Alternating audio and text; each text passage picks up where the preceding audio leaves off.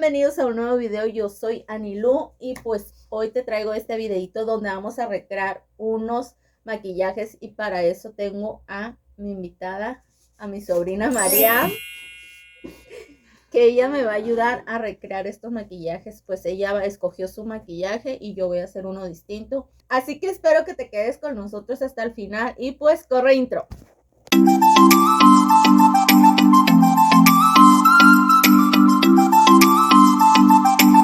Bueno, pues ya estamos listas para empezar este maquillaje. Yo voy a recrear este maquillaje que está aquí y Marian va a hacer este otro que está aquí. Así que pues empecemos. ¿Lista? Sí. Ay.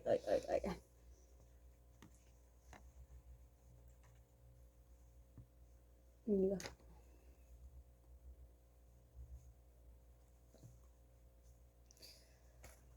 Sara y Alicia eran mejores amigas. Un día ambas decidieron hacer un pacto de sangre, el cual consistía en que si un día se llegaran a separar, jurarían que la que muriera antes de las dos tendría que avisarle a la otra. Los años pasaron y de vez en cuando Alicia se acordaba de Sara, su amiga de la adolescencia. Miraba la pequeña cicatriz en su dedo y se preguntaba qué habría sido de ella, pues las dos tomaron rumbos muy distintos. Esa noche, Alicia tuvo una pesadilla de la cual despertó agitada y sudorosa, y en ese momento alguien tocó el timbre. El reloj marcaba las 3 de la mañana.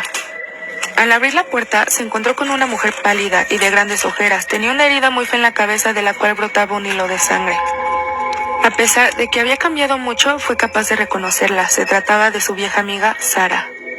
Vine para cumplir mi promesa, Alicia. Acabo de morir. Aunque la vida nos separó, volveremos a estar juntas en la muerte. Voy a esperarte. Sara alzó su dedo índice y sin más se desvaneció. Por la mañana, Alicia despertó y pensó que todo debía haber sido una pesadilla. Encendió la televisión y se encontró con una noticia que la dejó helada. Esa madrugada, un camión se había impactado contra un auto, provocando lamentablemente que la conductora muriera al instante. Desde aquel día, Alicia cambió radicalmente. Cada noche tenía la misma pesadilla en donde escuchaba cómo la llamaban a la puerta, y al abrir veía a Sara frente a ella, alzando el dedo índice y diciéndole: te voy a estar esperando. Cada vez que despertaba, Alicia veía su dedo lleno de sangre y sentía que le dolía. Motivos por los cuales la tuvieron que internar en un hospital mental, en donde su estado empeoró bastante. Cierta noche, un celador de la clínica escuchó el sonido de los cristales romperse, seguido de un grito estremecedor. Al acudir a la habitación de Alicia, se dio cuenta de que la ventana estaba rota. Se asomó y vio su cuerpo impactado contra la acera sobre un charco de sangre, misma sangre con la que alguien había escrito junto a ella: amigas para siempre. Un fin de semana, los papás de mi mejor amiga salieron de la ciudad. Como es hija única, se quedó sola en casa. El viernes teníamos planes para salir, pero los cancelamos de último minuto, así que cenó, vio un rato la tele y se fue a su cuarto a dormir. Estaba acostada en su cama dándole la espalda al closet cuando escuchó la puerta de este abrirse. Se hizo la dormida y escuchó pasos que se dirigían poco a poco hacia ella.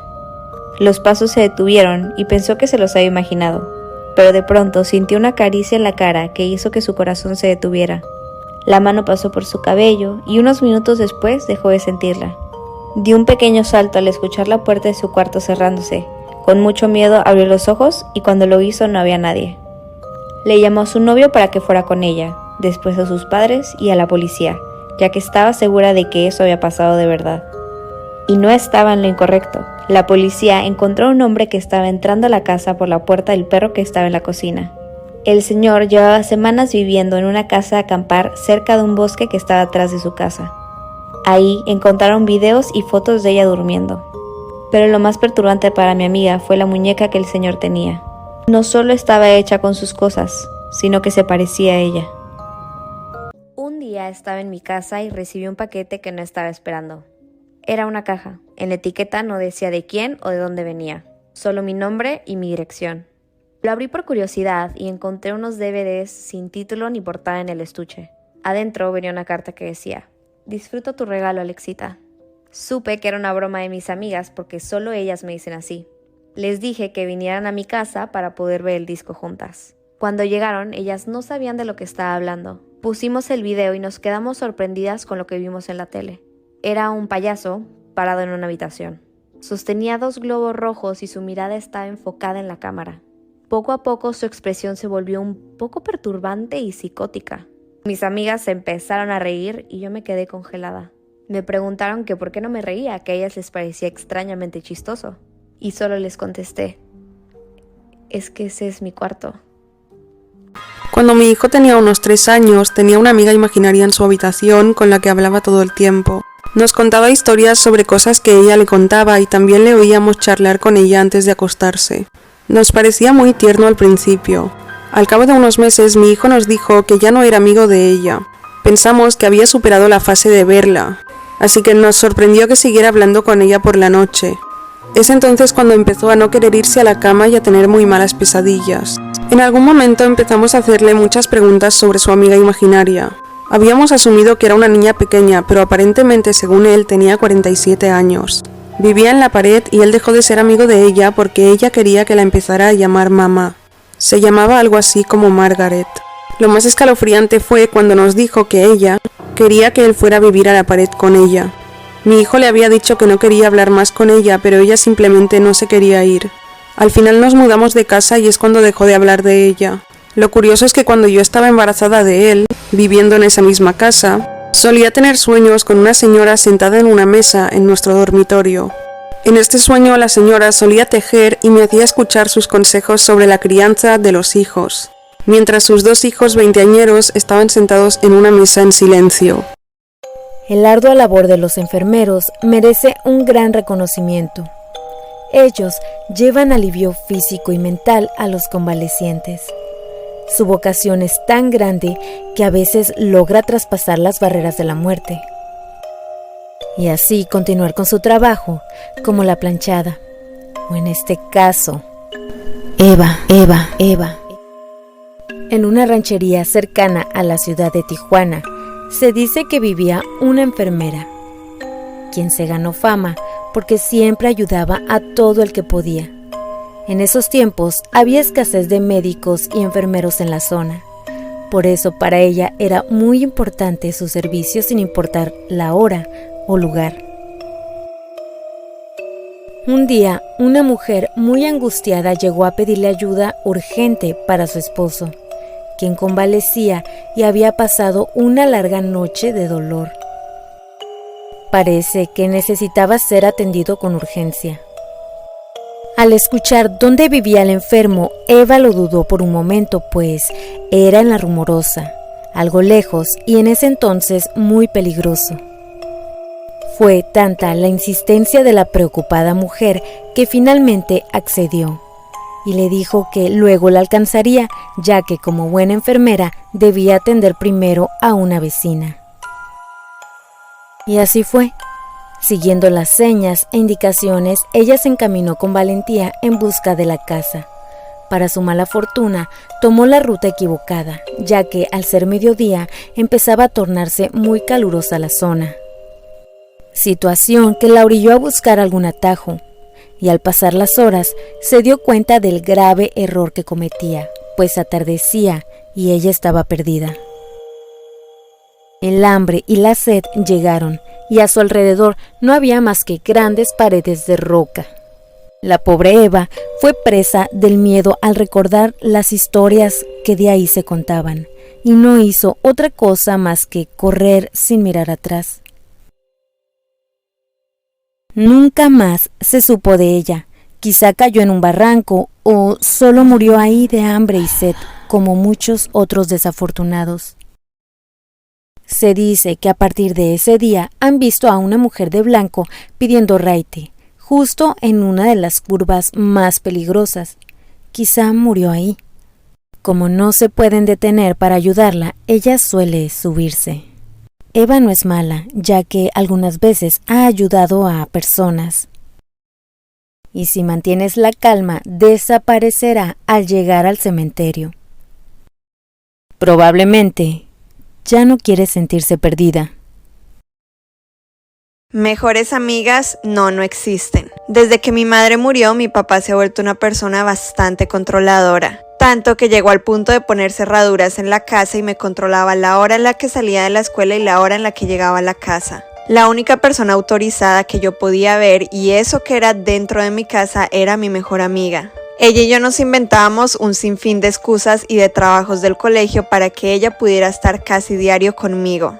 Pero yo ya estaba a punto de cumplir 18 y había un niño de la escuela que me encantaba. Más de una ocasión él intentó salir conmigo, intentó hablarme y obviamente yo no podía. Pero mi mejor amiga un día me ayudó con un plan de decirle a mi papá que necesitábamos ir a la papelería para comprar unas cosas para un trabajo muy importante y que yo necesitaba estar ahí porque tenía que participar. Obviamente yo me fui a ver con el chico que me gustaba y se podría decir que empezamos una relación. Yo tuve que crear una cuenta de correo falsa para poder hablar con mi novio porque obviamente mi papá me tenía controladas todas las redes sociales. Pero un día yo iba saliendo de la escuela y mi novio me había traído flores ya que a él lo habían expulsado del colegio. Y para mi desgracia, mi papá había decidido ir por mí a la escuela ese día. Cuando el chico me entregó las flores, mi papá me hizo un super show en la calle y de verdad me dejó muy mal parada. Y ahí es cuando entra mi mejor amiga, porque a ella se le ocurrió la idea para salvarme de decirle a mi papá que era mi novio, era novio de mi mejor amiga y que las flores eran para ella. Siendo mi papá el hombre más controlador y tóxico del mundo, le dijo, ah sí, pues dense un beso a ver si es verdad. Y se besaron enfrente de mí. En todo caso, a mí me tocó disimular y obviamente luego le hice el reclamo a mi mejor amiga y ella me dijo, ay, ¿de qué hablas? Si te salvé, no seas dramática. Pero bueno, yo lo dejé pasar y continué mi vida normal. Pasaron los días y mi mejor amiga ya no era la misma, ya no iba a mi casa, ya no me ayudaba a decirle a mi papá que teníamos trabajo para estar juntas, mejor dicho, era otra persona. Al igual que mi novio, ya ni siquiera me respondía a los correos que yo le mandaba, ni las llamadas, y dejó de ir a verme. Más o menos 2 meses después, días antes de mi cumpleaños, mi mejor amiga viene a mi casa llorando diciéndome que estaba embarazada y que el papá del niño no se quería hacer responsable, que por eso ella se había alejado de mí para que mi papá no pensara que ella era una mala influencia porque la pancita ya se le notaba. Yo convencí a mi papá para que la dejara dormir con nosotros ya que ella se había peleado con sus papás le habían quitado el teléfono a ella de castigo y pues yo dejaba que ella usara mi computadora. En una de esas ella dejó su WhatsApp abierto en mi computadora, se fue a bañar, pero yo necesitaba checar algo y vi las conversaciones de ella con mi novio. Él era el papá del bebé. Desde que mi hermano gemelo y yo tenemos uso de razón, mi abuela siempre nos prohibió ir al sótano de nuestra casa. O sea, de verdad casi que todos los días nos decía, ustedes por nada del mundo pueden ir al sótano de la casa. Cabe mencionar que nosotros nunca habíamos visto a nuestra mamá. Mi papá nos había dicho que ella había fallecido en el parto. Así que solo éramos mi papá, mi hermano gemelo y mi abuela. Cuando teníamos más o menos 16 años, a mí me despertó curiosidad de por qué yo no podía ir al sótano y decidí ir con mi hermano. Todas esas veces que mi abuela nos decía, ustedes no pueden ir al sótano, ustedes no pueden ir al sótano, por nada del mundo pueden ir al sótano, despertó en mí una gran curiosidad. Así que la noche de nuestro cumpleaños, mi hermano y yo habíamos planeado ir al sótano porque todos estaban en la parte de arriba celebrando la fiesta. Cuando llegamos al sótano todo estaba completamente oscuro, excepto un cuarto con una puerta casi al final del sótano. Nos dio bastante miedo porque no sabíamos si había un fantasma, un demonio, una persona secuestrada, o sea, no sabíamos qué podíamos encontrar. Mi hermano siempre ha sido más arriesgado que yo y él decidió ir hacia esa puerta y abrirla. Lo único que escuché es cómo mi hermano estaba gritando horrorizado y yo nunca lo había escuchado así. Como instinto de supervivencia corrí hacia él para encontrarme con un hombre igualito a mi papá, pero sin manos y sin pies y en muy malas condiciones.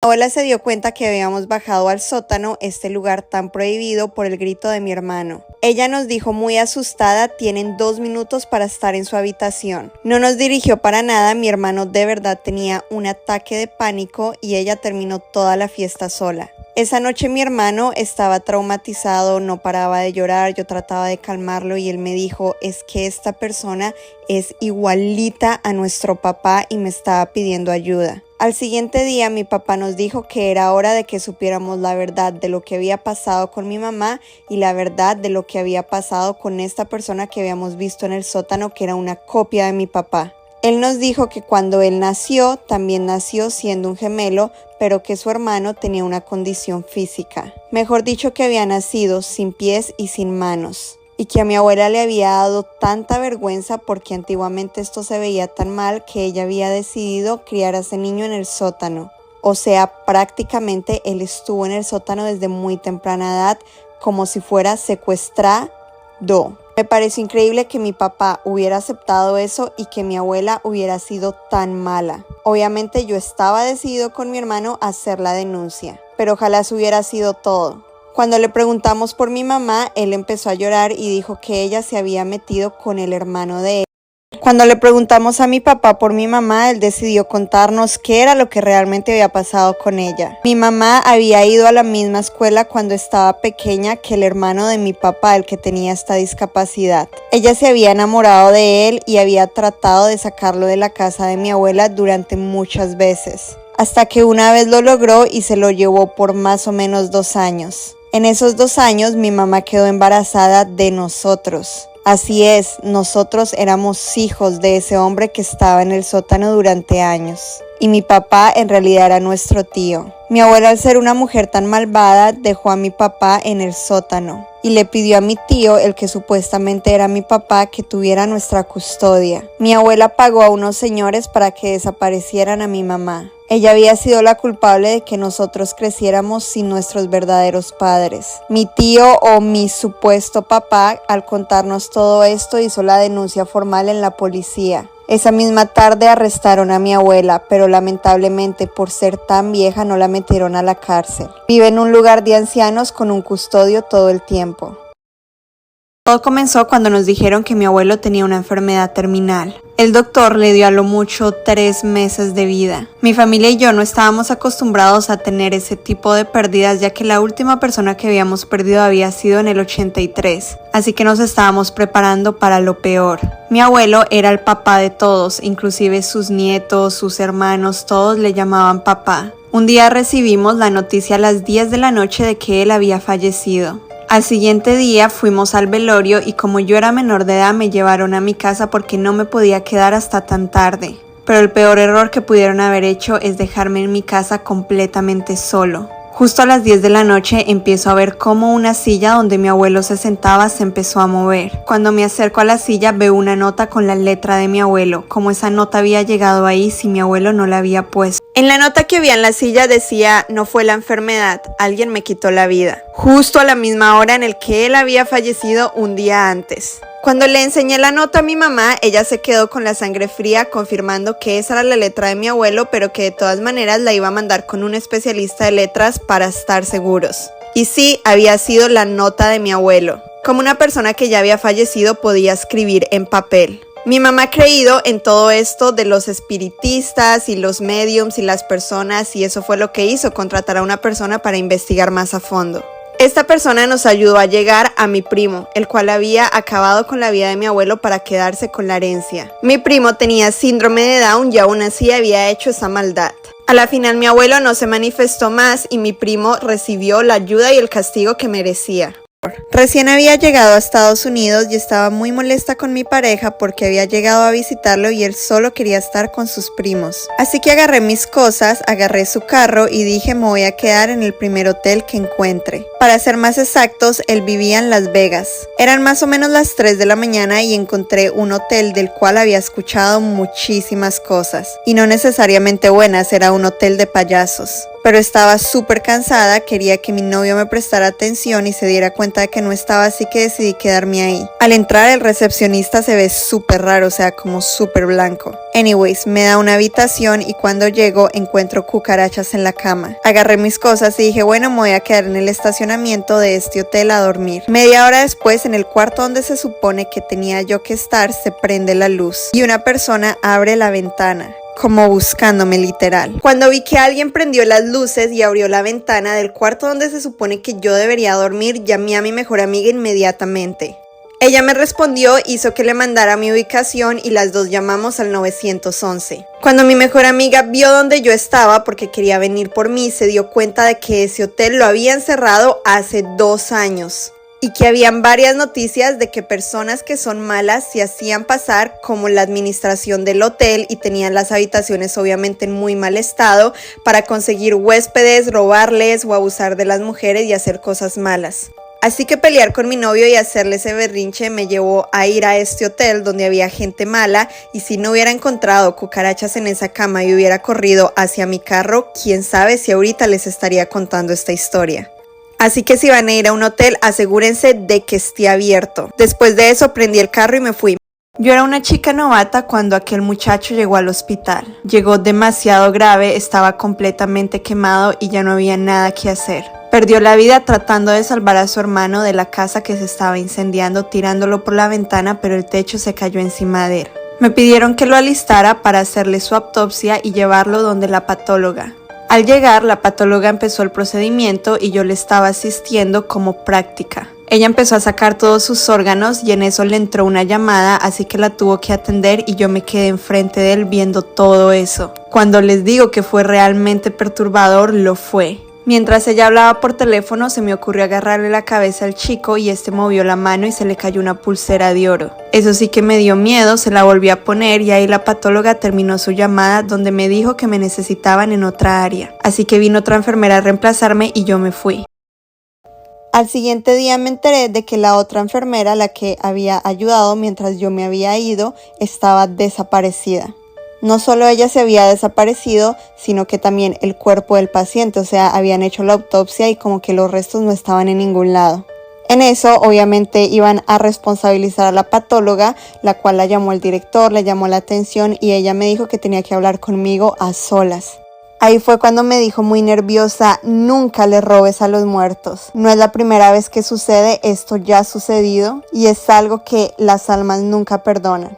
A la semana siguiente dieron la noticia de que pues esa enfermera, la que estaba desaparecida y la que me había cubierto, había aparecido sin vida en su casa con una cara de terror. Cuando la encontraron los restos de este paciente, pues ella lo había desaparecido para robarle su cadena y él se vengó. Un día iba saliendo de la escuela y como de costumbre me fui a la casa de mi mejor amiga. Ella ese día no fue a la escuela, así que me pidió que por favor fuera, no importara qué, pues para que le adelantaran tareas y para que viéramos una película. Cuando llegué a su casa la noté con una actitud bastante extraña, no sé, como si escondiera algo, como si hubiera cometido un delito o algo así. En todo caso, ella me dijo que por favor hiciera las cotufas, que son como las palomitas, para que viéramos la película en Netflix. Yo las preparé y ella estaba a cargo de las bebidas. Nos sentamos, vimos la película y la verdad yo me empecé a sentir súper cansada y como mareada, o sea, literal estaba a punto de desmayarme. Le pedí utilizar el baño y la verdad vi unas vainas ahí como todas raras en el baño, pero le puse cero atención. Me tocó llamar a mi mamá y decirle que neta me recogiera y me llevara al médico de inmediato porque me sentía mal. Para esto yo ya había perdido la conciencia y lo que recordé seguido a esto fue despertar al hospital con mi mamá y mi abuela al lado. Un detective y unos doctores llegaron y me empezaron a hacer muchas preguntas, tipo ¿dónde estabas? ¿Estabas con algún desconocido? ¿Estabas en una fiesta? ¿Aceptaste bebidas o comidas a alguien que no conocías? Pues resulta que a esta señorita le habían intentado quitar la vida con alguna toxina, o sea, envenené. Miento. Para esto yo estaba confundida, pues con la única persona con la que había estado era con mi mejor amiga. Ella estaba ahí con sus papás y yo pedí por favor hablar con ella a solas, pues necesitaba una explicación de por qué me había dado esas toxinas tan fuertes. Ella con mucho descaro y pena me dijo que la verdad sentía muchísima envidia hacia mí, que a mí siempre me iba mejor, que siempre los chavos me miraban a mí, no a ella, y que la verdad ella vio en internet cómo deshacerse de alguien y la manera en que le pareció como ok es darme una toxina para narme. Yo le conté a mi mamá lo sucedido, la verdad estaba súper triste, a ella le montaron cargos por intento de homicidio y pues se fue a una correccional de menores por más de 14 meses. A las pocas semanas de ella salir de ese correccional yo me volví a sentir enferma. Obvio sospeché que ella me estaba haciendo un trabajo de brujería. Bueno amigos, pues así nos quedó este maquillaje. Espero que les haya gustado y pues que me regalen un like, se suscriban a mi canal y me dejen un comentario qué tal te pareció este maquillaje y, y cuál te gustaría que recreáramos. Pues esto fue todo por este video. Espero que me acompañes en el siguiente video y pues bye.